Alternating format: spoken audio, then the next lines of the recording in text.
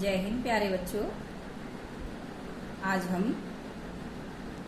10th class के द्वितीय पाठ राम लक्ष्मण परशुराम संवाद का अध्ययन करेंगे। यह पाठ क्योंकि विस्तृत पाठ है तो एक वीडियो में कंप्लीट नहीं हो सकता, इसलिए इसके कई पार्ट बनाने पड़ेंगे। छोटी छोटी 5-5 मिनट की वीडियो बना के मैं एक पैराग्राफ की वीडियो बना के मैं आपके लिए डालूंगी। पहले इसकी हम भूमिका समझ लें। यह पाठ जो है तुलसीदास जी के द्वारा, महाकवि तुलसीदास जी के द्वारा रचित महाकाव्य रामायण जिसे हम कहते हैं, मूल रूप से रामचरितमानस के बालक कांड से लिया गया है।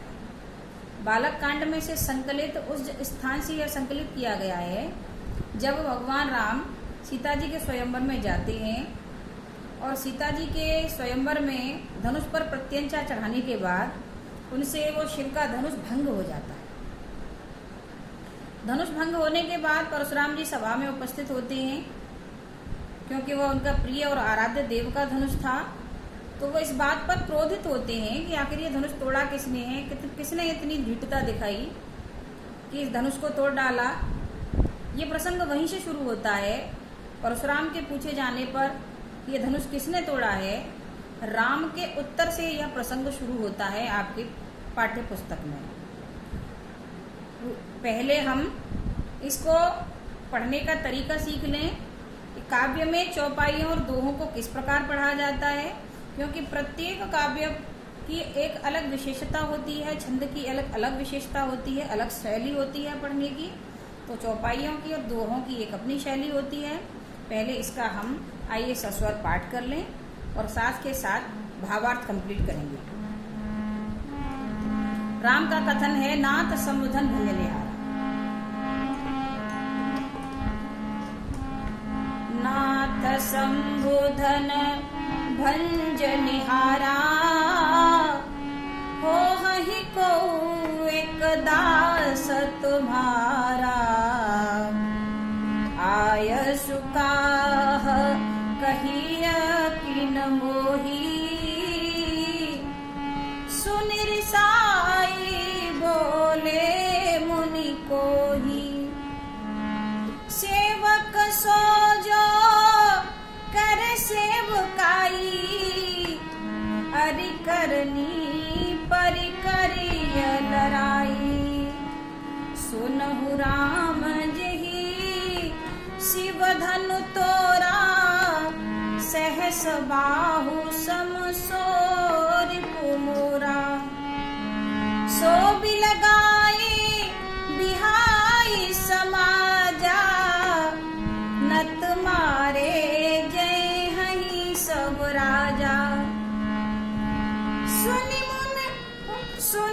मुनि बचन, लखन मुस्काने। बोले परसु धरई अगमाने। बहुधन ही तोरी लरकाई, कबहु न असर सकीन गोसाई। एहि धनु पर ममता के ही हेतु, सुनिरसाई कह भृगुकुल केतु। रेवप बालक काल वश, बोलत तो ही न संहार।